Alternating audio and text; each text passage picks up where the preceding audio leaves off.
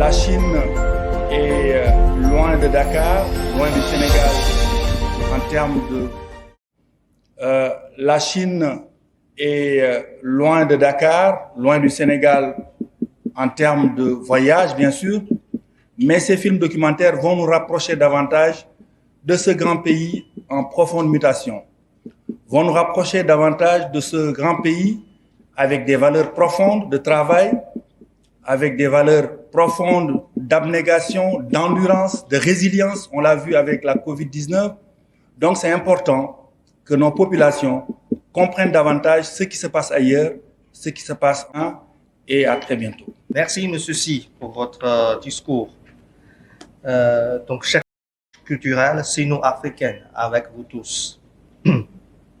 Un fil ne fait pas la corde, un arbre ne fait pas la forêt.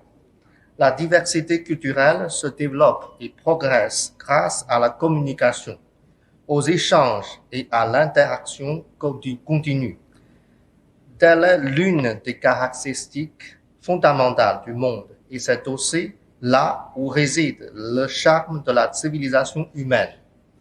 Régal visuel à l'échelle mondiale, le Festival du documentaire chinois apporte non seulement au monde des documentaires de haute qualité, reflétant les réalités de la Chine dans notre époque, mais ouvre également une nouvelle fenêtre pour rassembler les gens, promouvoir les échanges entre les peuples et amorcer une coopération médiatique approfondie.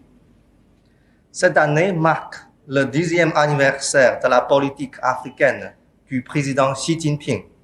Au cours des 10 dernières années, la Chine et l'Afrique ont travaillé ensemble sur la voie de la construction d'une communauté de destin sino-africain dans la nouvelle ère.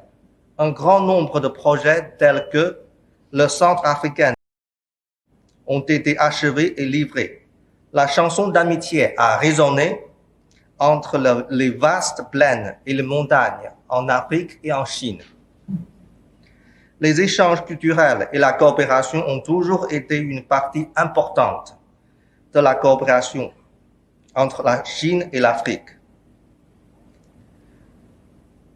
La cérémonie d'ouverture d'aujourd'hui coïncide avec la veille du sommet du BRIC et du dialogue des dirigeants sino-africains en Afrique du Sud. Elle revêt donc également une importance. Face à des échanges majeurs jamais vus depuis un siècle, si les relations sino-africaines sont stables et que la coopération sino-africaine est bien menée, le développement mondial aura un nouvel élan et le monde aura plus de stabilité. Il s'agit d'une responsabilité internationale et d'une mission historique à assumer par les 2,8 milliards de Chinois et d'Africains.